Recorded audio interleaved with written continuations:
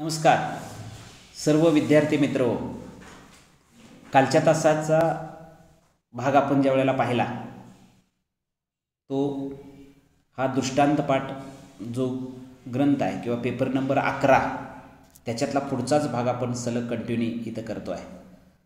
तर दृष्टांत पाठ मध्ये निवडक दृष्टांत जे आहे त्याच्यामध्ये आपण एक एक आशय समजून घ्यायला लागलेलो आहे। तर काल आपण सामाजिकता स्पष्ट करणारे जे दृष्टांत होते ते आपण पाहतोय, ते संपलेले आहेत। आता मूल्य विचार स्पष्ट करणारे जे दृष्टांत आहेत चक्रधर स्वामींचे ते आपण बघतोय, कारण या ग्रंथामध्ये केशोबासांनी सूत्र दृष्टांत आणि द्राष्टांतिक अशी रचनात्मक मांडणी केलेली आहे। आपण अजून ते दृष्टांताचा आशय पाहायला लागलेला आहे, त्याची वैशिष्ट्ये अजून पुढे आपल्याला पाहावायची आहेत आणि अभिव्यक्ती सौंदर्य आता थोडेसे दृष्टांत पुढं राहिलेले आहेत। ते झाले की हे पुस्तक या ठिकाणी तिथं संपणार आहे। तर आता 11वा दृष्टांत इथं दिसतोय बघा तुम्हाला, मूल्य विचार स्पष्ट करणारा। मूल्य विचाराचे एकूण 5 दृष्टांत देण्यात आलेले आहेत, याच्यातनं मूल्य विचार स्पष्ट होतोय।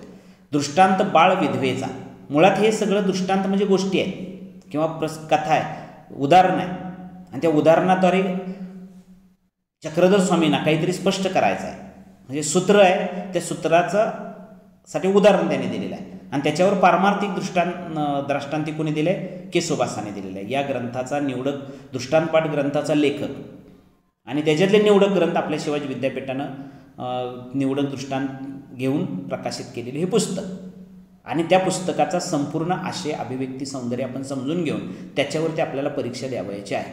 पेपर क्रमांक 11 साठी वाङ्मयीन प्रवाहाचं अध्ययन असा हा पेपर एकंदरीत आहे। तर बघा, दृष्टांत बाळ विधवेचा, मुळात हे तुम्हाला हे ऑनलाईन पुस्तक जे आहे त्याच्याच आधारानं आपण हे सगळं शिकू लागलेलं आहे किंवा त्याचा आशय सांगितला जातो। प्रत्यक्ष लायब्ररीमधलं पुस्तक घेतलं तर त्याच्यातनंही तो भाग प्रिंट स्वरूपात जो निघालेला आहे तोही तुम्हाला वाचायला मिळणार आहे। तर दृष्टांत बाळ विधवेचा काय आहे हा बाळ विधवेचा दृष्टांत काय आहे, त्याच्यासाठी सूत्र काय आहे? तर सूत्र त्याच्यासाठी एकंदरीत आहे की कंटक टियेमान होनी असावे, सुख साधने देव न पविजे नायका, असा एक सूत्र आहे। त्याचा आशय आहेच, त्या काळची जी भाषा आहे ती तुम्हाला परीक्षेत लिहायची नाही आहे, फक्त एक गोष्ट आहे की त्याचा आशय समजून एकंदरीत घ्यावायचा आहे। आणि म्हणून उठता बसता, चालताना, उठताना बसताना हाडांचा कटकट असा आवाज होतो, इतकं साधकानं शुष्क देह करून असावं। म्हणजे साधक एवढा राबला पाहिजे, साधकाने एवढी साधना केली पाहिजे की उठता बसता त्याची जाणीव झाली पाहिजे। जसं उठता बसता हाडं वाजतात तसं उठता बसता ते नामस्मरण किंवा त्याची साधना जाणवली पाहिजे। सुख साधनाने कोणतेही ध्येय प्राप्त होत नाही आहे, त्याच्यासाठी साधनाच करावी लागेल। म्हणजे साधनं तुम्हाला सुखानं मिळत नाही, तर त्यासाठी आपण म्हणतो ना, कुठलीही गोष्ट मिळवण्यासाठी कष्ट प्रचंड करावे लागतात, त्याग करावा लागतो, त्याच्याशिवाय ती गोष्ट आपल्याला पदरात पडत नाही किंवा त्याच्याशिवाय ती गोष्ट आपल्याला मिळत नाही, एवढी वस्तुस्थिती एकंदरीत असते। म्हणून विना सायास, विना कष्ट कोणतीही गोष्ट माणसाला प्राप्त होत नाही। मग तो साधक जरी असला, तो अध्यात्माची जरी सेवा करत असला तरी पंढरपूरच्या पांडुरंगाची सेवा करताना किंवा परमेश्वराची साधना करताना त्याच्यासाठी सायास केला पाहिजे। सायास या शब्दाचा अर्थ प्रयत्न करावे लागतात, आणि कुठलीही गोष्ट कष्टाशिवाय प्रयत्नाशिवाय मिळू शकत नाही हे स्पष्ट त्याला सांगायचं आहे किंवा हे सूत्र आहे।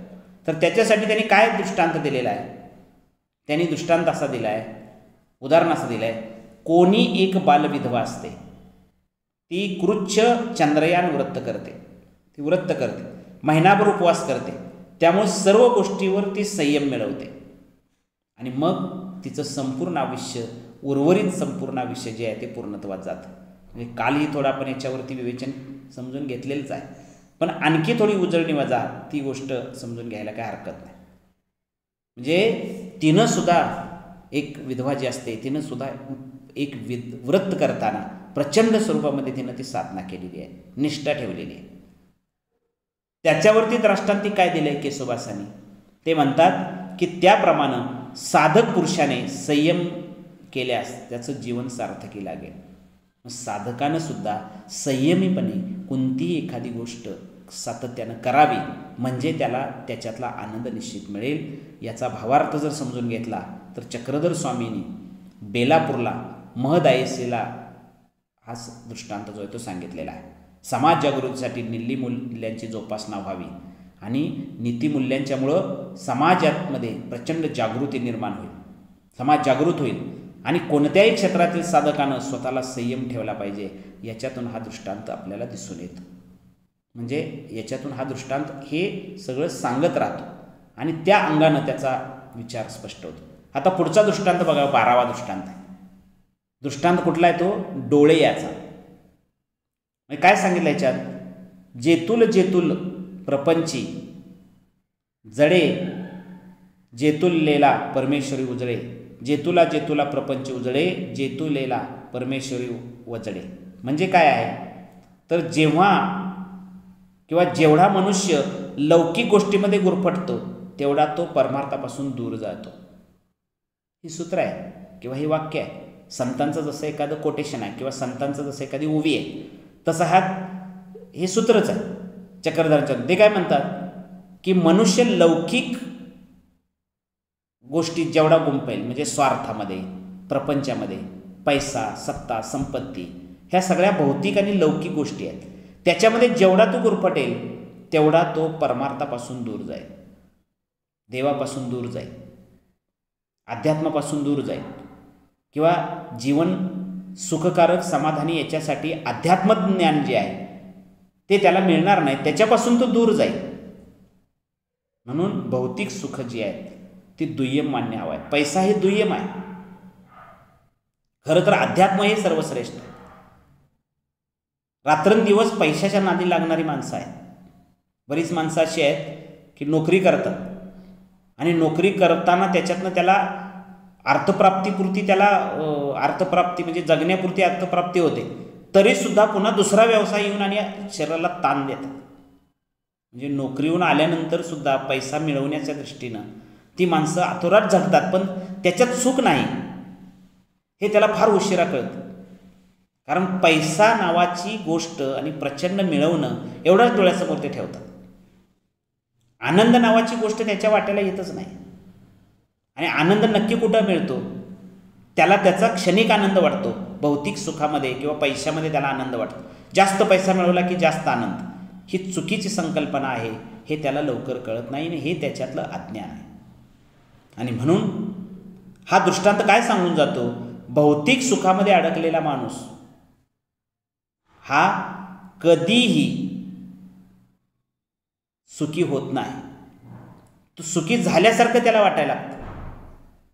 आणि म्हणून या सर्व गोष्टींचं विवेचन किंवा सर्व गोष्टींची जाणीव आहे ती याच्यातून आपल्याला स्पष्ट केलेली आहे. आणि म्हणून भौतिक गोष्टीमध्ये गुरफटलेला माणूस तेवढा परमार्थापासून किती दूर जातोय हे त्याच्यासाठी त्यांनी एक दृष्टांत दिलेला आहे. आणि तो काय दृष्टांत दिला आहे? डोळ्याच्या ठिकाणी स्वतः सिद्ध अशा 2 सामुग्री आहेत, तेज सामुग्री आणि दुसरी मेद सामुग्री. तेज सामुग्री वाढवली तर रत्नामध्ये अभूतपूर्व रंग पाहतो आणि मेद सामुग्री वाढवली तर काहीच दिसत नाही. काय आहे याच्यामध्ये? त्याने सांगितले डोळ्याच्या ठिकाणी 2 सिद्ध अवस्था आहेत. एक तेजस्विता आहे, दुसरी मेद आहे. तेजस्विता जर वाढवली तर त्याच्यामध्ये रत्नासारखं सामर्थ्य, म्हणजे आपलं डोळ्याचं तेज जे आहे ते प्रचंड वाढवलं ना तर असंख्य गोष्टी जगातल्या निसर्ग सौंदर्य आपल्याला पाहायला मिळतं. पण प्रत्यक्षरित्या ज्यावेळेला आपण मेद वाढला ना तर काहीच दिसत नाही. मग आंधळेपणा आल्यासारखा वाटतो आणि त्याच्यातून ती गोष्ट होते. द्राष्टांतिक काय दिलेलं आहे त्यांनी? द्राष्टांतिक असं दिलं आहे, मनुष्याच्या ठिकाणी चांगली सामुग्री असेल तर त्याला चांगलं जर विचार असेल तर त्याला बरंच काही स्वीकारता येईल. पण असत म्हणजे पापरूपी सामुग्री जर त्याची असेल तर त्याला काही मिळणार नाही. म्हणून संत सामुग्री जी आहे ती वाढवली तर उद्धार होतो आणि असत सामुग्री वाढवली तर काय होतं? दुःख भोगावं लागतं. पण म्हणजे सुख, समाधान, शांती, आनंद या गोष्टी त्याला कळत नाही. चक्रधर स्वामींनी हा दृष्टांत पैठणला सांगितलेला आहे. सारंग पंडित यांना निमित्त करून तो दृष्टांत सांगितला. पैठणीत प्रत्येक जीवाजवळ 2 प्रकारची सामर्थ्य असतात. त्याच्यामध्ये प्रत्येक जीव आहे, प्रत्येक माणूस आहे. एकामध्ये तेज असतं, म्हणजे कष्ट करण्याची उमेद, जाणीवपूर्वकता, एकाग्रता असतं. हे तेज वाढवलं ना तर हिऱ्याच्या रत्नातील मोहकपण जो आहे त्याला प्राप्त अनुभवता येईल. आणि जर मेद वाढवला तर अंधत्व येतं. म्हणजे डोळ्यावर जर या ठिकाणी जास्त मांस वाढलं किंवा मेद जर वाढला तर ते अंधत्व आल्याशिवाय राहणार नाही. म्हणजे हे सगळं आहे. म्हणजे असंच सामग्री वाईट कर्म म्हणून वाढवली तर जीवन तेजमय कधी होणार नाही. म्हणजे जीवन तेजमय कधी होईल आणि जीवन दुःखी कधी होईल आणि माणूस मग मातीमोल होऊन जाईल. म्हणजे मूल्य विचारानुसार जीवनाचं सार्थकीपणा जो आहे तो इथं स्पष्ट केला आहे. म्हणजे जीवनात मूल्य विचार किती महत्त्वाचा आहे. मूल्य म्हणजे काय तर किंमत. जीवनामध्ये तुम्ही निश्चितपणे काय घेणं गरजेचं आहे. जगण्यातलं सुख, जगण्यातला आनंद, जगण्यातलं सौंदर्य या सर्व गोष्टींची जाणीव जोपर्यंत माणसाला होत नाही ना तोपर्यंत माणसाच्या जीवनातलं अज्ञान काय आहे याची जाणीवही त्याला होत. सत्ता, संपत्ती, पैसा ही काही स्वतःच्या जीवनामध्ये जगण्यासाठी पैसा हवाच आहे. पण पैशाला 1 नंबरची किंमत देऊन पैसाची हाव करणारी माणसं आज आपल्याला बघायला मिळतात. म्हणजे रात्री वेळेत जेवत पण नाहीत माणसं. सकाळी उठल्यानंतर पैशाचाच विचार त्याच्या डोक्यामध्ये असतो. म्हणजे सकाळी उठल्यापासून संध्याकाळपर्यंत वाढती संपत्ती आणि वाढतं काय म्हणतो आपण त्याला की आपल्याला जास्तीत जास्त किती मिळवायचं आहे जे ती माणसं स्वतः वेळेत शारीरिक सौंदर्य किंवा शरीर सुख किंवा शरीरातला शरीरात आपल्या काय चाललं आहे याची गोष्टीचं गंधही त्याला नसतो. म्हणजे वेळेत न जेवणं, सुख नक्की कशात आहे याची जाणीवही त्याला नसते. आणि म्हणून ह्या सर्व गोष्टींचा विचार ज्यावेळेला आपण करायला लागतो त्यावेळेला जाणीवपूर्वकरित्या या सर्व गोष्टी जाणीवा ज्या आहेत त्या स्पष्ट करून सांगण्याचा प्रयत्न चक्रधर स्वामींनी म्हणजे महानुभाव संप्रदायातला हा जो ग्रंथ आहे लीळाचरित्र तो 13व्या शतकामध्ये मानवी जीवनाला निश्चितपणे दिशादर्शक ठरलेला आहे. फक्त तो गद्य ग्रंथ आहे. आणि आपण त्याच काळातला म्हणजे लीळाचरित्रानंतर 7 वर्षानंतर निर्माण झालेला ग्रंथ म्हणजे ज्ञानेश्वरी. आणि ज्ञानेश्वरी ही काव्यमय ग्रंथ आहे. म्हणजे तो ओवी हा तो काव्यातून ग्रंथ आहे. 9000 ओव्या भगवद्गीतेवरती विश्लेषण करणाऱ्या ज्ञानोबानी आहेत त्या स्पष्ट झालेल्या आहेत आपल्याला माहीत आहे. म्हणजे 9000 ओव्यातून तो ग्रंथ 700 श्लोकांचं विवेचन त्यांनी केलेलं आहे. पण गद्यग्रंथ जो लीळाचरित्र होता त्या लीळाचरित्रामध्ये सुद्धा तेच आहे. सूत्र आणि दृष्टांत आहेत. एखादी गोष्ट सांगण्यासाठी, एखादं वचन स्पष्ट करण्यासाठी, एखादं ज्ञान देण्यासाठी त्यांनी ते उदाहरण दिलेलं आहे. त्यामुळे चक्रधरांचे जवळजवळ 114 दृष्टांताचा हा ग्रंथ केशवदासांनी साकार केलेला आहे. त्या लीळाचरित्रामधले ते दृष्टांत एकत्रित करणं आहेत. पण लीळाचरित्र हा ग्रंथाचा चरित्रात्मक आहे, पूर्णपणे जीवनचरित्र सांगणार आहे. पण त्याच्यामध्ये चक्रधरांच्या तोंडचे दृष्टांत आणि चक्रधरांच्या तोंडचं विवेचन त्या ठिकाणी फार सुंदररित्या स्पष्ट कुठेतरी झालेलं आहे असं म्हणायला काही हरकत नाही. तर या अंगानं त्याचा दृष्टांत पुढचा दृष्टांत काय आहे 13वा दृष्टांत माळेकाराचा. माळेकार म्हणजे कोण तर एक सूत्रात सांगितलंय तुमचे दोष बाहेर काढले तर पोरानो पोटात सुरी घालून आत्मघात करा.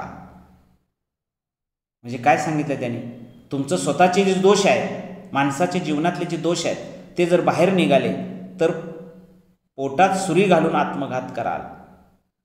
हे सूत्र आहे आणि सूत्र सांगण्यासाठी त्यांनी सुंदर असा एक दृष्टांत दिलेला आहे. म्हणजे कोणी एक माळी होता आणि तो मळ्याचे राखण करण्यासाठी गेला. मग मळ्यामध्ये त्याच्या माच तयार केलेला होता कारण पाखरांना हाणण्यासाठी किंवा शेतामध्ये उंच असा त्या पिकामध्येच एक माच तयार केलेला होता आणि त्याच्यावरती चढून मग संपूर्ण शेताची राखण चारी बाजून येणाऱ्या त्याला दिसणार आहे. आणि मग त्याच्या शेतामध्ये असं सांगितलेलं आहे तो माचावरती गेला तेव्हा त्याच्या शेतामध्ये एक चोर असतो. तो येणाऱ्या जाणाऱ्यांना लुटत असतो मग ब्राह्मण संन्यासी यांना तो मारत असतो. हे सर्व माळेकरी गुपचूप पाहतो. तो माळा आहे ना, माळ्यावरती बसलेला तो शेताच्या बाहेरच्या बाजूला रस्त्यावरून तो चोर लुटत असतो अनेकांना, ते पाहत असतो पण काही बोलत नसतो. अशात एके दिवशी चोर राजाला सापडतो. मग राजा त्याला काटेरी लाकडाला बांधून बैलाकरवी ओढत नेण्याची शिक्षा करतो. शिक्षा होत असताना सर्व गावकरी तिथं असतात. त्या गावकऱ्यांना चोर बिचारा वाटतो पण राजपुत्र शोधावा असा असतो. पण बरेच जण त्याला शिक्षा दिली असेल ही चर्चा होत असतानाच माळेकरीत येत असतो. त्यावेळी तो म्हणतो, ह्यानं ज्या ज्या चुका केल्या, दुष्कर्म केली ती मला माहीत आहे. आणि राजानं तर त्याला अजून कठोर काय करावं, शिक्षा केली पाहिजे. त्याच्या शरीराचे मोहरी एवढे बारीक बारीक तुकडे केले पाहिजे. प्रत्यक्ष एखादी गोष्ट डोळ्यानं ज्या वेळेला आपण पाहतो त्यावेळेला त्याच्यातली तीव्रता प्रत्येकाला कळत असते.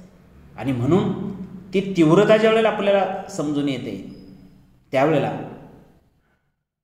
खरोखर नक्की काय केलं पाहिजे आणि डोळ्याला जे दिसतं ना तेच खरं वास्तव सत्य असतं.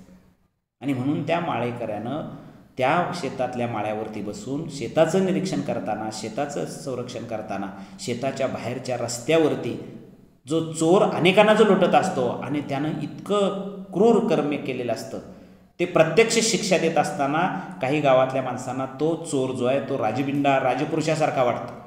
अरे त्याला सोडून द्यावं, फार मोठी त्याला शिक्षा होते असं त्यांना वाटायला लागतं. पण हा जो होता माळी होता ना त्यानं प्रत्यक्ष त्याची कृत्य पाहिलेली होती. त्यामुळे त्याला मनात असं वाटतं की राजानं ह्याला कठोर शासन केलं पाहिजे, राजानं याला कठोरपणे जास्तीत जास्त कडक शिक्षा केली पाहिजे. दृष्टांताने हा दृष्टांत आहे, म्हणजे सूत्रांनी त्याच्यावरचा हा दृष्टांत आहे. त्याच्यावर केशोबासाने काय दृष्टांतिक दिलंय, काय निष्कर्ष दिलाय याच्यावरती ते असं म्हणतात, त्याप्रमाणे परमेश्वरानं मनुष्याचं रूप घेऊन जगात तो वावरत असतो परमेश्वर, तर तो सर्वांची कर्मे जाणतो म्हणून त्याला दोषी मनुष्याबद्दल कीव उत्पन्न कधी होत नाही. दोषी मनुष्य जे असतात ना त्याच्यावर कीव कधीही उत्पन्न त्या परमेश्वराला होत नाही.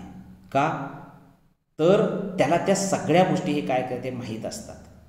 आणि म्हणून हा जो दृष्टांत आहे ह्या दृष्टांताचा भावार्थ जर जाणून घ्यायचा झाला तर चक्रधर स्वामींनी बाह्यास निमित्त करून सांगितलेला हा दृष्टांत आहे. प्रत्येकाला त्याच्या कर्मानुसार सुखदुःख भोगावे लागतात. प्रत्येक माणसाच्या आयुष्यामध्ये तो ज्या पद्धतीनं कर्म करतो, ज्या पद्धतीनं तो आहार करतो, ज्या पद्धतीनं तो वागतो त्या पद्धतीनं त्याला कर्म जो करतो त्याचं त्याला सोसावं लागतं, भोगावं लागतं. आणि म्हणून जे दिसेल त्यापेक्षा वास्तव वेगळं असू शकतं, ही शक्यता नाकारता येत नाही. आपण कितीही ढोंगीपणानं वाईट कृत्य लपवण्याचा प्रयत्न केला तरी माळेकराप्रमाणे कुणाचंही आपल्यावर लक्ष असतं. म्हणजे असं म्हणतात की कितीही आपण एखाद्या गोष्ट करायला लागलो आहे, चांगलं काय करतो आहे हे लपवून जरी करत असलो तरी अनेकांना किंवा कोणाला तरी ते माहीत असतं. त्याच्यामुळं अहंभाव, अहंकार आणि मी कोणीतरी ही जाणीव कधीही आपल्या डोळ्यासमोर ठेवू नये. प्रत्येकानं मी काय केलं पाहिजे, मी काय करतो आहे या गोष्टीचं अंतःकरणपूर्वक काय केलं पाहिजे, त्यानं तर चिंतन केलं पाहिजे, विचार केला पाहिजे. आणि हा विचार ज्याच्याकडे आहे तोच माणूस खऱ्या अर्थानं आपल्या जीवनाची सुखी वाटचाल जे आहे ते करत राहतो. म्हणून जीवनाचा प्रत्यक्ष शोध घेत असताना मानवी जीवनामधल्या ह्या सगळ्या जाणीवा व्यक्त होत असतात.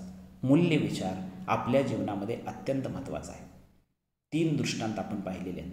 या 3 दृष्टांतातून काय सांगायचं आहे चक्रधर स्वामींना, किंवा 3 दृष्टांतातून चक्रधर स्वामींनी कोणता विचार स्पष्ट करावायचा आहे, तर चक्रधर स्वामींना ज्या ज्या गोष्टी जाणवतात त्या सर्व गोष्टी एकंदरीत महत्त्वाच्या आहेत असं ते वारंवार सांगत राहतात. मग माळेकराचा दृष्टांत असू दे, डोळियाचा असू दे, बाळविधवेचा असू दे, याच्यातनं जीवनामध्ये जगण्यासाठी काहीतरी मूल्य विचार असावा. जीवनामध्ये जगत असताना नवनव्या गोष्टींची जाणीव असावी. आणि त्या दृष्टिकोनातून चक्रधर स्वामींनी जे सूत्रांनी दृष्टांत दिलेला आहे त्याच्यावर दृष्टांतिक देऊन उपदेश केलेला आहे. फक्त हा गद्य ग्रंथ आहे. हा ग्रंथ जो आहे तो तुम्हा आम्हाला तुमच्या आमच्या जीवनाला एक वेगळ्या नव्या जाणीवेचा शोध घ्यायला कारणीभूत कसा ठरतो आहे याचं विवेचन याच्यातून फार सुंदररित्या झालेलं आहे. पुढचा दृष्टांत वानरी याचा आहे. म्हणजे तो काय आहे तर त्याच्यामध्ये असं म्हटलं आहे की लौकिकत्व प्राप्त झाल्यानंतर लौकिकास पात्र झालेला माणूस परमार्थापासून दूर जातो आणि परमार्थाच्या श्रेष्ठ पदाला पोचलेला असतो. तो जनलोकामध्ये अनुपयोग असतो. म्हणजे लौकिकास पात्र असलेला माणूस परमार्थापासून भक्तीपासून दूर तर जातोच, पण श्रेष्ठ पदाला तो पोचलेला असतो. जो परमार्थात श्रेष्ठ पदाला पोचलेला असतो तर जनलोकामध्ये अनुलौकिक असतो, म्हणजे तो प्रसिद्ध असतो. ज्याही माणसाने भौतिक सुखापेक्षा समाजाचं हित पाहिलं ती माणसं लोकांच्यापर्यंत नक्की पोचली, जनलोकांच्यामध्ये ती लोकप्रिय झालेली असतात. आणि मग त्याच्यात त्यांनी वानराचं उदाहरण दिलं आहे. एक माकडी नसते, तिचं पिल्लू तिच्या पोटाला घट्ट बांधून असते. ती फांदीवर या फांदीवरनं त्या फांदीवर उड्या मारते. पाहणाऱ्याला वाटतं की तिच्या पोटात धरलेलं ते पिल्लू आत्ता खाली पडेल. ज्यानं धरलं आहे त्याने ते धरून दिलेलं आहे तेच जाणवतात, पण ते कधीही सुटत नाही. हा दृष्टांत दिलेला आहे. आणि मग त्याच्यात त्यांनी दृष्टांत एक दिला आहे, परमार्थाला अनुकरण्याची पद्धत मनुष्यानं जाणून घ्यावी. प्रत्येक मनुष्यानं परमार्थ जाणून घ्यावा. तसं आपण त्या माकडीच्या पिलाला तिनं बांधलं हे ते पडत नाही, तिला माहीत आहे ते पडेल म्हणून आपण त्याची काळजी करत असतो, पण प्रत्यक्षरित्या त्या अंगानं त्याची जाणीव. चक्रधर स्वामींनी पैठणलाच हा दृष्टांत सारंग पंडिताला सांगितलेला आहे. या दृष्टांतामध्ये मूल्यविचार असा आहे की आपण कोणतेही कार्य ज्ञानानुसार केलं पाहिजे. कोणतेही कार्य करताना विचारपूर्वक केलं पाहिजे. असं विचार न करता एखादी गोष्ट ज्या वेळेला आपण करायला लागतो त्यावेळेला त्याच्या जीवनाचं नुकसान, म्हणजे त्याच्या वाट्याला ते येतच. म्हणजे माझ्या ह्याच्यातलं एक उदाहरण आहे. एक माणूस पैशाच्या तालावर नाचत असतो, अभ्यास पूर्ण करत नाही, हाव हाव हाव हाव सुटल्यासारखा तो करतो आणि त्यालाच त्याचं नुकसान सोसावं लागतं. नुकसान त्याला, म्हणजे विचारपूर्वक एखादी गोष्ट ज्या वेळेला तो करत नाही त्यावेळेला पैसा हा सर्वश्रेष्ठ. पैशाच्या तालावर जग नाचलं पाहिजे, पैशाच्या तालावर दुसऱ्यात अतिक्रमण केलं पाहिजे. हे ज्यावेळेला तो करतो पैशाच्या तालावर मी काही माझ्यासारखा कोणी नाही असं ज्यावेळेला तो म्हणायला लागतो त्यावेळेला त्याची जीवनाची त्याला सुख नावाची गोष्ट त्याला माहीत होत नाही आणि त्या अंगानं त्याचा विचार एकंदरीत आहे. म्हणून माकडी याचा दृष्टांत त्या ठिकाणी दिला आहे. या भागातला मूल्यविचारातला शेवटचा चंदनाचा दृष्टांत पाहून आपण नंतर प्रबोधनात्मक विषय त्याच्यावरचे दृष्टांत या ठिकाणी पाहावयाचे आहेत. तर तुम्ही अत्यंत शांत चित्तानं ऐकत आहात, समजून घेत आहात, त्याबद्दल तुम्हाला धन्यवाद द्यावे तेवढे थोडेच आहेत. 4 दृष्टांत आपण मूल्यविचाराचे पाहिलेले आहेत, त्याच्यातला एक राहिलेला आहे तो पुढच्या तासाला निश्चितपणे बघूया. धन्यवाद.